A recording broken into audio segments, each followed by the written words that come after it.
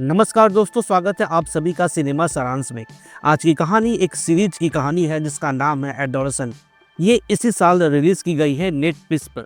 सबसे पहले तो मैं आप सभी को एडोलसेंस का हिंदी बताना चाहता हूँ, जिसका मतलब होता है किशोरावस्था, यानी 12, 13, 14, 15 वाली उम्र, जब हमें सही और गलत का पता नहीं होता, पर हमें लगता है कि जो हम कर रहे हैं और जो सोच रहे हैं वो बिल्कुल सही है, और गुस्सा तो हमेशा हमारे साथ रहता है। चलिए तब कहानी को शुरू करते हैं। शुरुआत एक पुलिस वैन से होती है।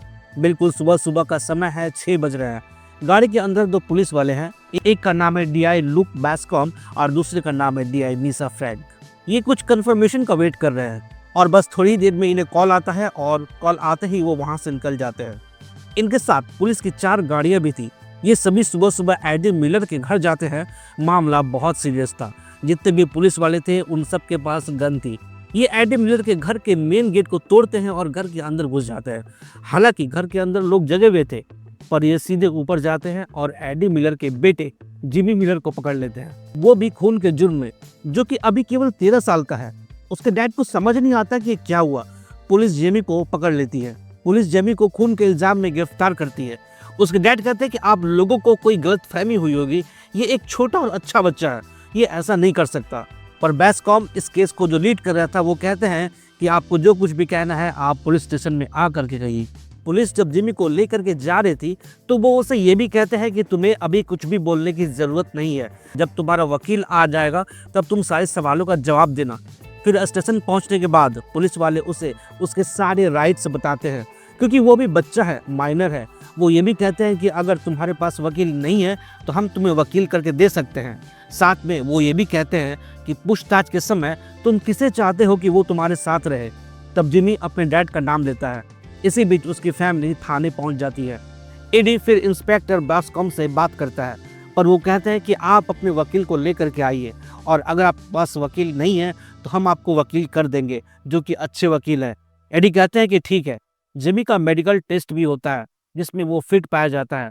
फिर वकील आते हैं जो सबसे पहले उसके फैमिली से मिलते हैं और उनको समझाते हैं कि पहले मुझे पुलिस से बात करनी होगी, सारा कुछ समझना होगा, और तब फिर मैं आपसे बात करता हूँ। फिर वो वकील बैस्कम से बात करने के लिए जाता है। ये बिल्कुल नॉर्मल था। बैस्कम ने सारा कुछ उसे बताया, बॉडी कितने बजे मिली, फिर लड़के को कहाँ से गिरफ्तार किया गया, ये भी कि उसे चुप रहने का अधिकार है। इधर जिमी का ब्लड सैंपल लिया जाना था, जिसके लिए उसके डैड को जिमी को डॉक्टर के पास लेकर गए।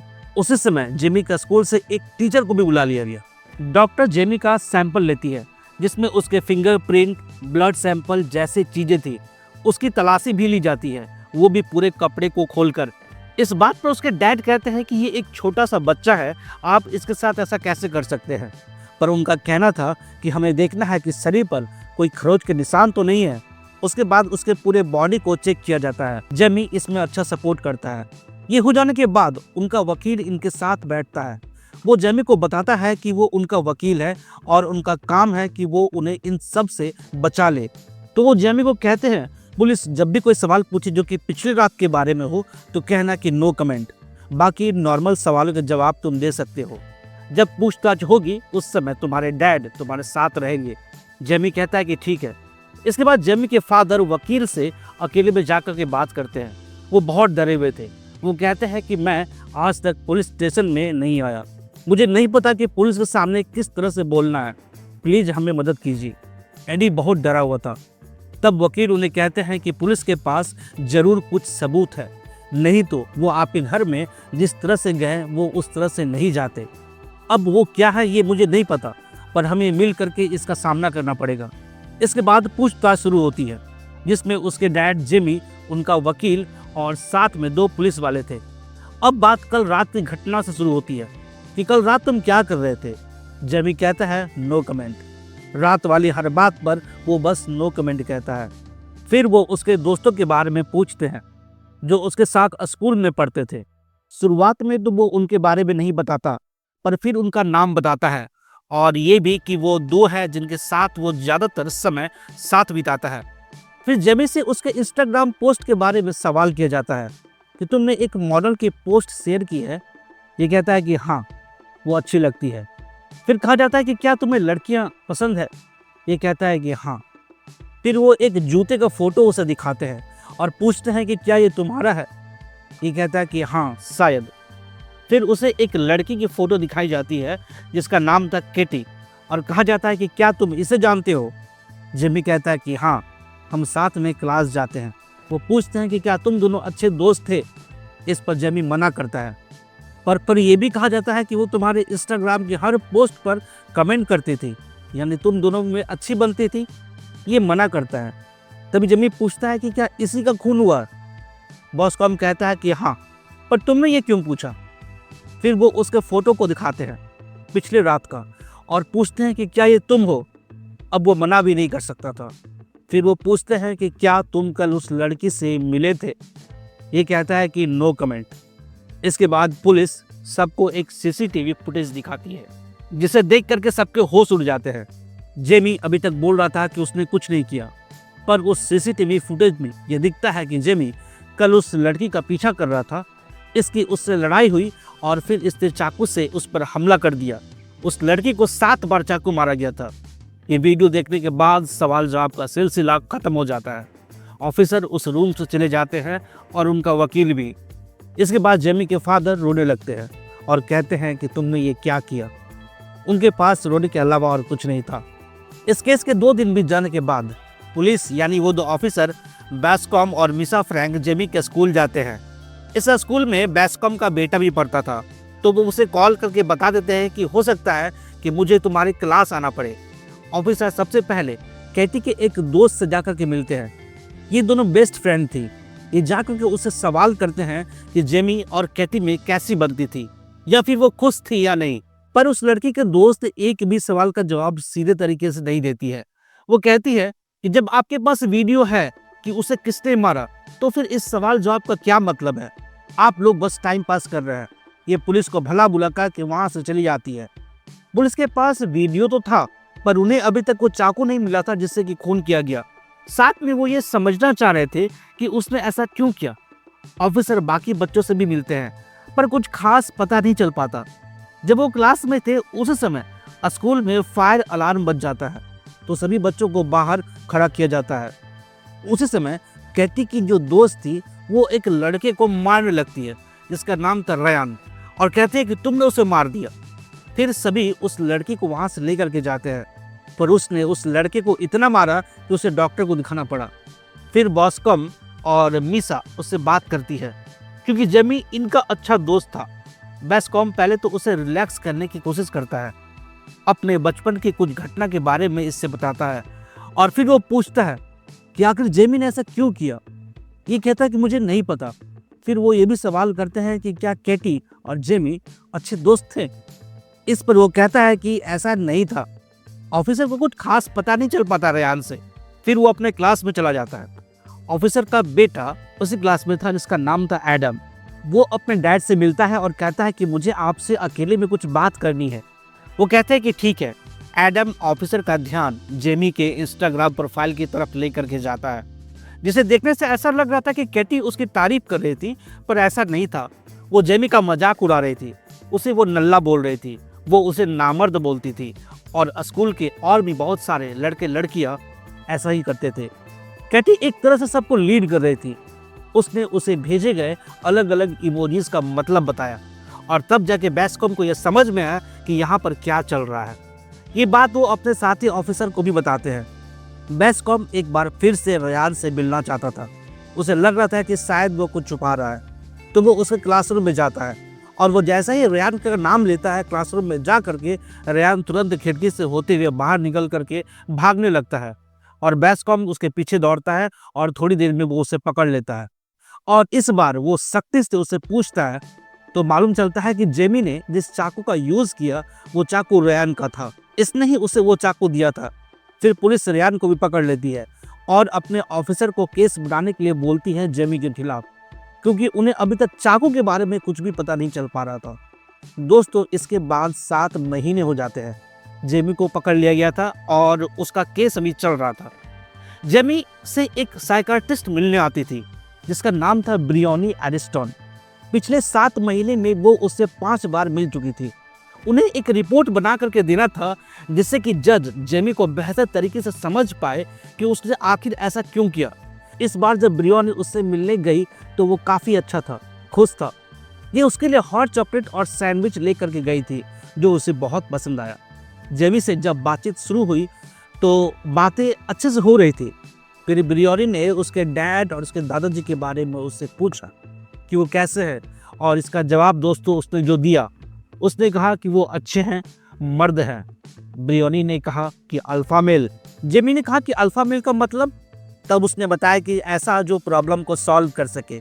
ब्रियोनी ज़्यादा से ज़्यादा उसके डैड के बारे में सवाल कर रही थी। पहले वो जवाब दे रहा था, पर फिर वो गुस्सा हो जाता है कि उनके बारे में सवाल क्यों कर रही है। वो उसके डैड के गुस्से के बारे में पूछती है, उसके साथ उसका बर्ताव कैसा था इस बारे में भी वो पूछती है। ये बताता है कि वो इससे बहुत प्यार करते थे। इस बातचीत के दरमियान जेमी पूछता है कि क्या आप मुझे यहाँ से बाहर निकाल सकते हैं। इस पर ब्रियोनी कहती है कि नहीं, ये मेरे बस में नहीं है। इस पर जेमी गुस्सा हो जाता है और अपनी जगह पर खड़ा हो जाता है। ब्रियोनी जब उसे बैठने के लिए कहती है तो वो उस पर गुस्सा होने लगता है, वो भी बहुत बुरी तरह से, इतना कि वो बच्चा ब्रियोनी को डरा देता है, जो कि एक बहुत ही कॉन्फिडेंट इंसान थी और बहुत मजबूत भी। वो ब्रियोनी को कहता है कि तुम मुझे ऑर्डर नहीं दे सकती हो कि मुझे कब बैठना है और कब क्या करना है। तो गुस्से में टेबल पर रखी कॉफ़ी को फेंक देता है। ब्रियोनी इसके बाद थोड़ी देर का ब्रेक लेती है, बाहर जाती है।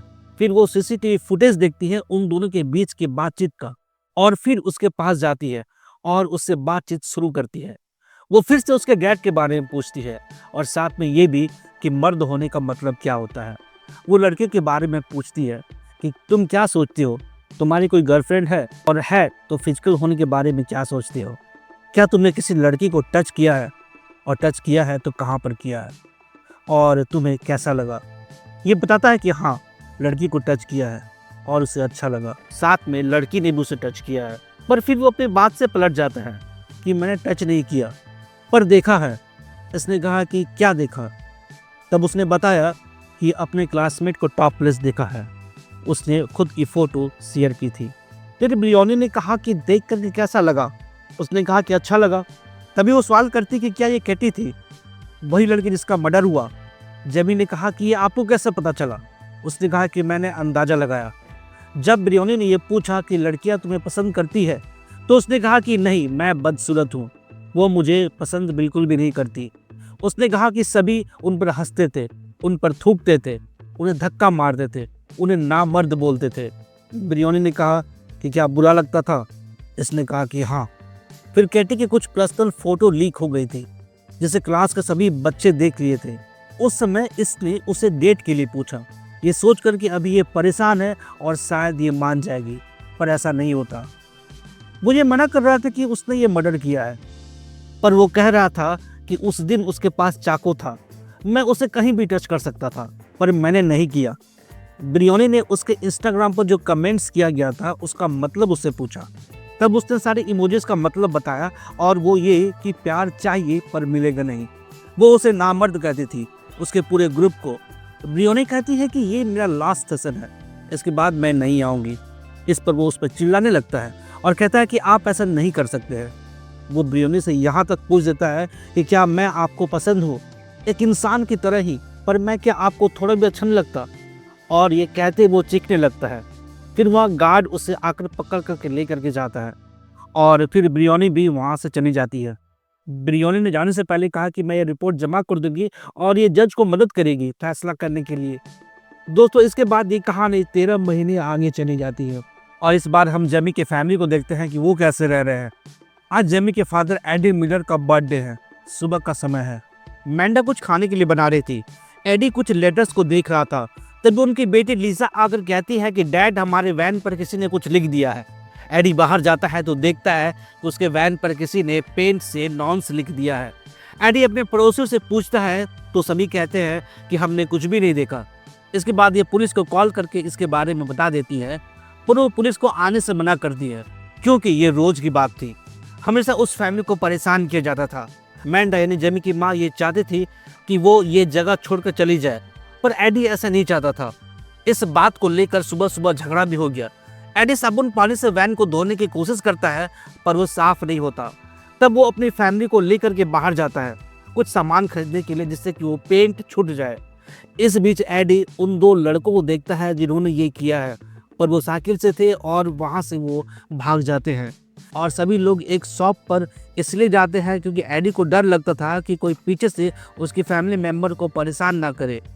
इन लोगों को वहाँ रहना बहुत मुश्किल हो गया था। एडी का आज बर्थडे था, पर आज का दिन मुश्किलों भरा था। जब ये सब वैन के अंदर थे और जा रहे थे, तब एडी और मैंडा दोनों कोशिश करती है कि जो हालत है उसका असर उनकी बेटी पर ना पड़े।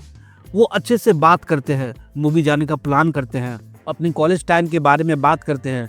इसके बाद ये शॉप पहुंचते हैं, वहाँ वो पेंट खोजते हैं। तो वहाँ पर एक लड़का था जो उन्हें पेंट दिखा रहा था। वो एडी को पहचान लेता है और वो कहता है कि जेमी बेकसूर है, मुझे पूरा विश्वास है, क्योंकि उसने जहाँ जहाँ चाकू मारा उन जगहों पर तो हड्डियाँ हैं, तो वो मर कैसे सकती है। आप कोई अच्छा वकील कीजिएगा, वो ज़रूर छूट जाएगा। पर एडी उसके बातों पर ध्यान नहीं देता। वो कहता है कि मुझे बस पेंट चाहिए। पेंट लेकर जब एडी बाहर निकलता है तो वो उन दोनों लड़कों में से एक लड़के को पकड़ लेता है। वो पूछता है कि तुमने किया है ना। वो लड़का कहता है कि ये तो बस एक मजाक था। वो हंसता है। ये देख कर वो और गुस्सा हो जाता है और कहता है कि आइंदा कभी भी मेरे घर के आसपास मत दिखना। क्या तुम लोगों को पता है कि हम किस परिस्थिति से गुजर रहे हैं, इसलिए आइंदा ऐसा मजाक नहीं करना। इसके बाद वो लड़का वहाँ से चला जाता है। एडी कलर का डब्बा को खोलता है और गुस्से से वैन पर दे मारता है। दोस्तों, ये पूरी फैमिली बहुत ही मेंटल ट्रॉमा से गुजर रही थी। ये जब वापस अपने घर के लिए अपनी वैन में जाते हैं तो सब बिल्कुल शांत थे, क्योंकि शॉप पर जो कुछ भी हुआ वो बिल्कुल भी अच्छा नहीं था। इसी वक्त जेमी का कॉल एडी को आता है।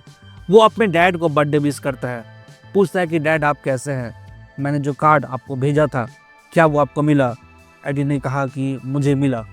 एडी ने पूछा कि बेटा वहाँ सब ठीक है ना। तो उसने कहा कि हाँ, अब यहाँ सब ठीक है, पर मैं आपसे कुछ कहना चाहता हूँ। तब एडी ने कहा कि हाँ ठीक है, बोलो, कोई तुम्हें परेशान तो नहीं कर रहा है। उसने कहा कि नहीं, थोड़ी सी परेशानी होती है पर मैं हैंडल कर लूँगा। पर डैड, अब सुनवाई का दिन नज़दीक आ रहा है। जेमी अपने कांपते हुए आवाज़ में कहता है कि डैड, मैं ये सोच रहा हूँ कि मैं अपना जुर्म कबूल कर लूँ। ये बात सुनते ही एडी चुप हो जाता है।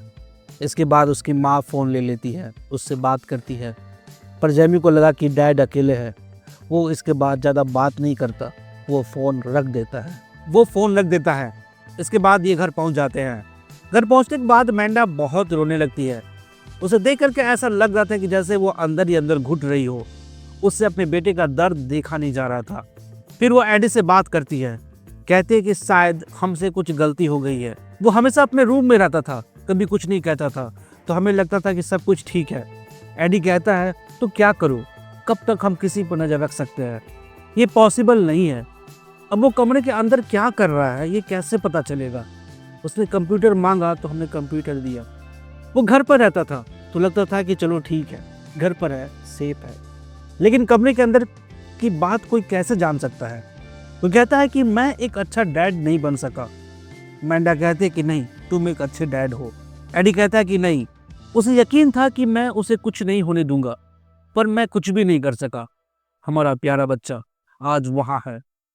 जब मैं उसके उम्र का था तो मेरे डैड मुझे बहुत मारते थे, कभी कभी तो इतना कि शरीर पर बेल्ट के निशान पड़ जाते थे।